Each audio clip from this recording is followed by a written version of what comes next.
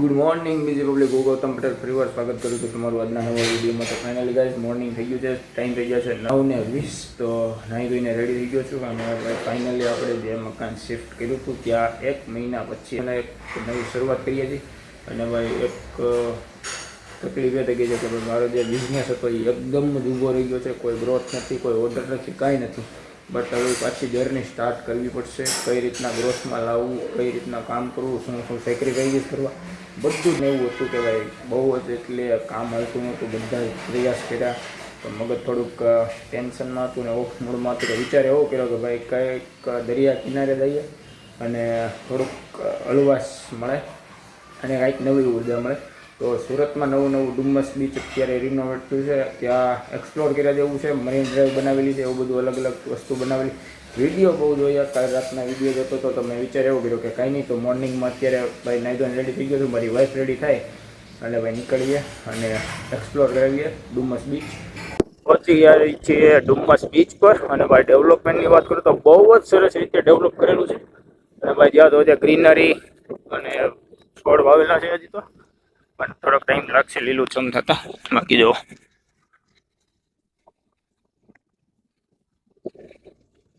હા, બાઇક આપણે બહુ છેક દૂર પાર્ક કરી છે. વાહ છે, એન્ટ્રીમાં જ બાઇક પાર્ક કરેલી છે. સામે છે ભાઈ મંદિર. હા જો હજી તો ભૂકા થઈ છે, હેલિકોપ્ટર આવી ગયું પિકઅપ કરવા. મોતી પાછળ છે. ઓય મોતી છે અંદર. ઉપાડો હલો ફટકિયા. આ હાસું હોય છે ખોટું હોય છે કાકા મોતી?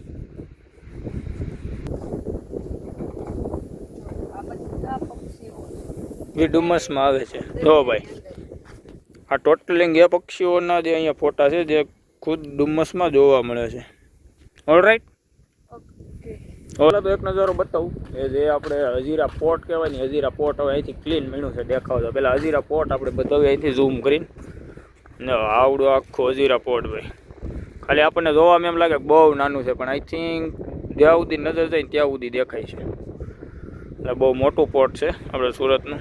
અને બહુ જ ભાઈ વસ્તુ અહીંથી આપણી બહારના દેશોમાં એક્સપોર્ટ બહુ જાદુ થાય છે, એટલે એ પ્રમાણે પોર્ટ હોય જ. અને તે ભાઈ મરીન ડ્રાઈવ બનાવ્યું છે, દૂર લગી દેખાય. આજે મરીન ડ્રાઈવ જ કહેવાય દરિયાની કાંઠે. ભાઈ મુંબઈમાં છે તો આપણે ભાઈ ડુમ્મસમાં બનાવી દીધું. અને ભાઈ ડેવલપમેન્ટની વાત કરું તો ખૂબ સરસ. મને તો ભાઈ બહુ મજા આવી. મારો ખુદનો સ્પેશિયલ એક્સપિરિયન્સ કહું ને તો પહેલાં કરતાં બહુ સારું બનાવી નાખ્યું. અને અજીતભાઈ થોડીક શોપ ને બેહવાની જગ્યાને એવું બધું થઈ જાય તો વધારે સારું એમ. બાકી તો આ પહેલાંના પથ્થરો, આની મજા કંઈક અલગ હતી અને આની મજા કંઈક અત્યારે અલગ છે. બેયની મજા અલગ હતી. આની મજા જે અહીંયા આવ્યા હોય એને ખબર હોય, અને આની મજા અત્યારે જે આવે છે એમને ખબર છે.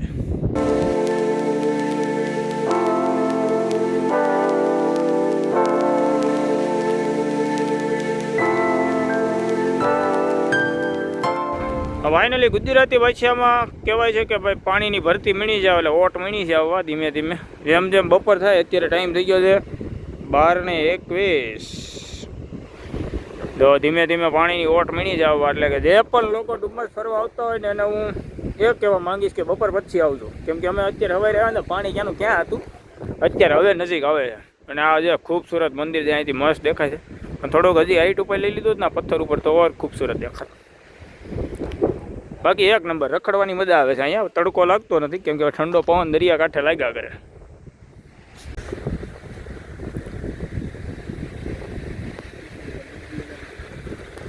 ફાઇનલી ગાઈઝ અમે મેગો બેગો ખાઈને છેવડો બેવડો ખાઈને થઈ ગયા તૈયાર. ભૂપતભાઈ બારવટી? હા, ભૂપતભાઈ બારવટી. તેથી પણ રાંદલમાં તો બધે બારવટી જ ભેગા થયા હતા. ઓકે, તો એનું પાર્કિંગ છે ભાઈ, જો મસ્ત મજાનું.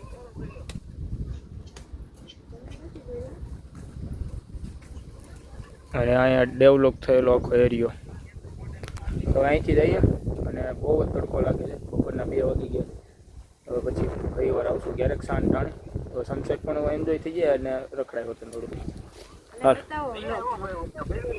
સો ઘરે પહોંચી ગયા છીએ અને ભાઈ બહુ જ માથું દુખે છે ને આખું પણ ભાઈ પીવી આમ બળે છે ને કે વાત જ પૂછોમાં. કેમ કે ભાઈ બહુ તડકો પડવા માંડ્યો છે 2 કે 3 દિવસમાં. તો ભાઈ અત્યારે તો હવે કાંઈ બીજું કામ નથી. ચા પીવાની ઈચ્છા થઈ છે, ચા પી લો અને ભાઈ થોડીક વાર સૂઈ જવું છે. તો પહેલાં ચા પી લો પછી થોડીક વાર સૂઈ જાય. પછી પાછા બ્લોગમાં મળીએ આપણે. બાકી અત્યારે ટાઈમ થઈ ગયો છે 4:30 વાગે પહોંચ્યા છીએ. તો એનો એટલો તડકો છે 4:30 વાગે પણ. તો વિચાર કરો કે 2 વાગ્યાનો 3 વાગ્યાનો તડકો કેટલો હશે. તો કાંઈ નહીં, પહેલાં ચા પી લઈ પછી. સુરતમાં કોઈની નજર લાગી છે કે હું છે અત્યારે કપોદરાના પુલ ઉપર છું અને ભાઈ આમ દૂર જોઉં છું કે એક ધુમાડા નીકળે એટલે આઈ થિંક કદાચ આગ જ લાગ્યું હોય અને ધુવાડા ધીમે ધીમે વધતા જાય છે. તો ભગવાનને પ્રાર્થના કરીએ કે ભાઈ કોઈની હાનિ ન થાય. અત્યારે એક તો મંદિરનો માહોલ છે અને આ બધું થયા કરે યાર. આ આઈ થિંક બીજી કે ત્રીજી જગ્યાએ છે આના આ જ અઠવાડિયામાં. પછી 8 થી 10 દિવસમાં ત્રીજી કે ચોથી જગ્યાએ આગ લાગે છે એવું છે. હવે મારા મેં 2 કે 3 રીલ્સ તો જોઈ હતી ઓલરેડી. ભાઈ હવે શેને કારણે આગ લાગે એ કંઈ ખબર નથી રહેતી. તો આજનો વિડીયો અહીંયા જ એન્ડ કરીએ છીએ. તો તમને બધા લોકોને આજના બ્લોગમાં મજા આવી છે. તો મજા આવી તો લાઈક કરી દો, કોમેન્ટ કરી દો અને શેર કરજો તમારા ફેમિલીમાં, તમારા મિત્રોમાં કોઈને. અને ભાઈ બોક્સ ક્રિકેટ રમવા ગયો તો 1:30 વાગી ગયા છે. આવીને જમી લીધું, જમીને બસ હવે સુવાની તૈયારી કરવાની છે. અને પહેલાં તો બ્લોગ એડિટ કરવાનો છે કેમ કે કાલે મોર્નિંગમાં અપલોડ કરવાનો. ડેઇલી બ્લોગ બનાવવાની ટ્રાય કરું છું. તો આઈ હોપ કે તમને બધા લોકોને મજા આવશે. અને તમે અમારી ચેનલ પર નવા છો તો સબસ્ક્રાઈબ કરી લેજો અને બેલ આઇકન દબાવી દેજો. તો મળીએ પાછા ફરીવાર કાલે નવા વિડીયોમાં. જય શ્રી કૃષ્ણ, જય માતાજી, બાય બાય.